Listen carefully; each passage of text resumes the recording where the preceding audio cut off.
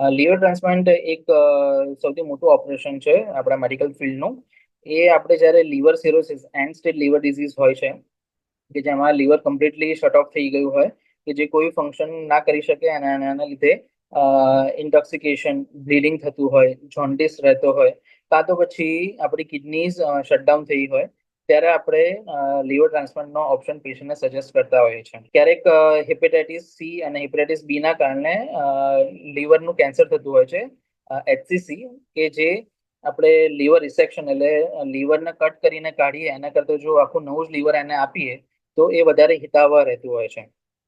તો જ્યારે લીવર ખરાબ થાય કાં તો પછી લીવરમાં કેન્સર હોય તો આ બે મોસ્ટ કોમનલી એવી કન્ડિશન છે એડલ્ટ્સમાં કે આપણે લીવર ટ્રાન્સપ્લાન્ટનો એડવાઇસ કરી શકીએ. બાળકોમાં પણ લીવર ટ્રાન્સપ્લાન્ટ અમે લોકો કરતા હોઈએ છીએ કે જેમાં કન્જેનાઇટલ ડિઝીઝ હોય, જેમ કે વિલ્સન્સ ડિઝીઝ હોય, કોપર ડિપોઝિશન થઈ ગયેલું હોય, કાં તો પછી બિલેરી એટ્રેઝિયા હોય કે જેમાં બાઇલ આગળ ના વધી શકે. એવી કન્ડિશન્સમાં હાલના સંજોગોમાં જો લીવર ટ્રાન્સપ્લાન્ટ આપણે બાળકોને પણ એડવાઇસ કરીએ તો એમનું લોંગ ટર્મ આઉટકમ ખાસું સારું નીકળતું હોય છે.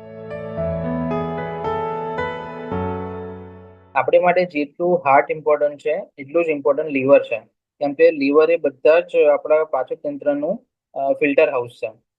આપણા ટોક્સિન્સ રિમૂવ કરે છે, આપણી માટે પ્રોટીન બનાવી આપે છે, આપણને ગ્લુકોઝ અને શુગર પ્રોવાઈડ કરે છે.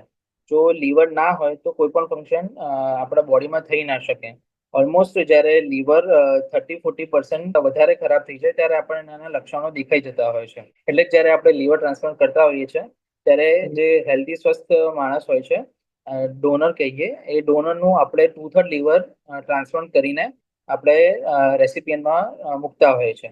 અને લીવર આપણા બોડીનું એક જ ઓર્ગન છે કે જે રીગ્રો કરી શકે. આપણે જેને 2/3 આપતા હોઈએ છીએ એ અપ્રોક્સિમેટલી 90-95% એની સાઇઝ અટેન કરી શકતું હોય છે. એટલે લીવર ટ્રાન્સપ્લાન્ટેશન આજના સંજોગોમાં બહુ જ સેફ અને હેલ્ધી ઓપ્શન છે rather than having a medical treatment for a liver cirrhosis and end-stage liver disease.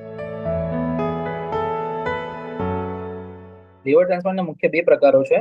એક તો ડિઝીઝ લીવર ડોનર ટ્રાન્સપ્લાન્ટ અને living donor liver transplant.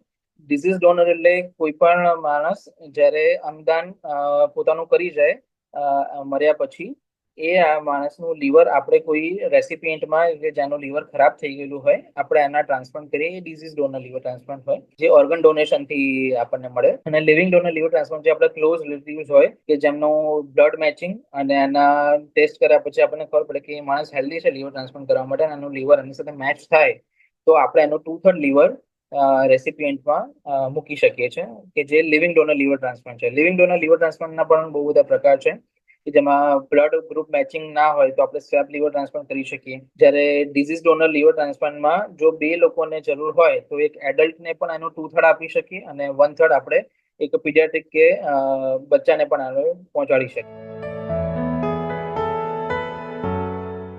Liver transplant એક ખૂબ જ ઇમ્યુનિટી કન્ઝપ્શન વાળું ઓપરેશન છે કે જેમાં ઓપરેશન પછી પેશન્ટને રિજેક્શનના ચાન્સીસ બહુ વધારે હોય છે.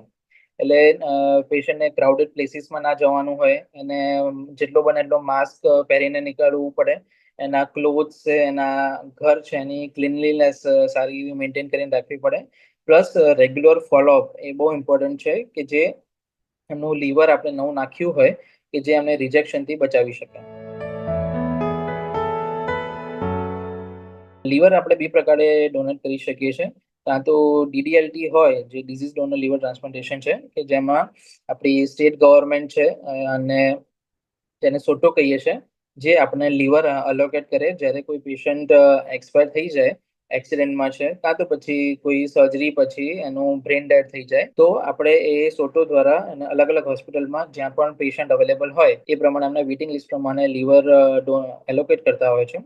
અને લિવિંગ ડોનરમાં જે પણ ક્લોઝ રિલેટિવ્સ હોય એ એમનું લીવર ડોનેટ કરી શકતા હોય છે. સો લીવર ટ્રાન્સપ્લાન્ટ આજના સમયમાં લીવર સિરોસિસ માટેનું સૌથી શ્રેષ્ઠ અને સૌથી સારામાં સારું ઓપ્શન છે કે જે તમારા મેડિકલ ટ્રીટમેન્ટમાં વારંવાર પેટમાં પાણી ભરાઈ જાય કે જેના માટે તમારે સોયથી નીકાળવું પડે કે જોન્ડિસ કે વારંવાર લોહીની ઉલટી થતી હોય જો આપણે લીવર ખરાબ થવાના કારણે આપણે લીવર ટ્રાન્સપ્લાન્ટથી એ જ બધી જ વસ્તુઓથી છુટકારો પાઈ શકીએ છીએ. અને સાથે થોડાક લાઇફસ્ટાઇલ ચેન્જીસ કરીને આપણે નવા લીવર સાથે હેલ્ધી લાઈફ જીવી શકીએ છીએ અને આપણી જે લાઈફ છે લાઈફ સ્પાન પણ ખાસી 5 થી 10 વર્ષ જે નોર્મલી ખરાબ લીવર સાથે ના નીકળી શકે એ આપણે નોર્મલ ટ્રાન્સપ્લાન્ટ કર્યા પછી જીવી શકતા હોઈએ છીએ. એટલે લીવર ટ્રાન્સપ્લાન્ટ એક સારો ઓપ્શન છે જો તમે એન્ડ સ્ટેજ લીવર ડિઝીઝ પર હો, કાં તો પછી તમારું લીવર કેન્સરના લીધે ખરાબ થઈ ગયું હોય.